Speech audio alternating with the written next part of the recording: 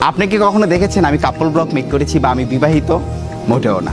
আমরা কখনো দেখিনি বিডি ইমরানকে কাপল ব্লগিং করতে, কিন্তু উনি বউ ব্যবসায়ী। কাপল ব্লগ কারা করে? যারা হচ্ছে বউ ব্যবসায়ী। আর যারা কাপল ব্লগ করে আমি মনে করি যে এটা তাদের নিজের বউ না, জনগণের বউ।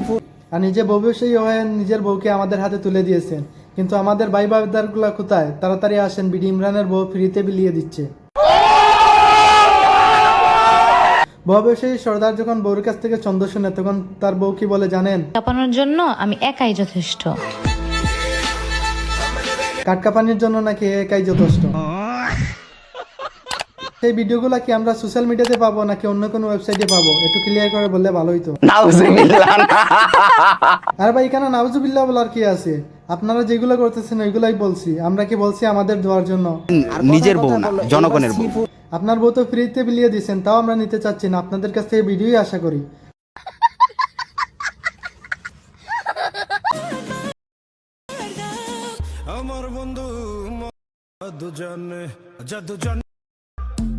প্রথমে ভাবছিলাম এই মেয়েটি অনেক বড় ম্যাজিশিয়ান, পরে দেখি না, বিল্ডিং এ রং করার আগে সোনা মারছে।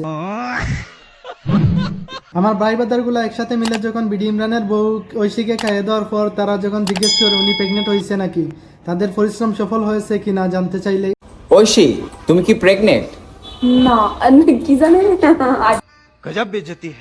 বিডি ইমরান যখন প্রথম কাপাল ব্লগিং শুরু করে তখন তার বউকে একদম মাস্ক পরিয়ে পর্দার আড়ালে রাখেছে, আর বর্তমানে পাবলিকের সামনে ওপেন করে দিয়েছে। আমরা কিন্তু একটাও মানুষ না, তাহলে কি? জানোয়ার। আজকের পর্যন্ত এই পর্যন্ত ভিডিও শেষ, আর পরবর্তী ভিডিওতে দেখা হবে। নতুন হলে অবশ্যই আমাদের চ্যানেলটি সাবস্ক্রাইব করবেন, আর আগে থেকে সাবস্ক্রাইব করে থাকলে ধন্যবাদ। আর পরবর্তী ভিডিওতে দেখা হবে। আপাতত বিদায় নিচ্ছি।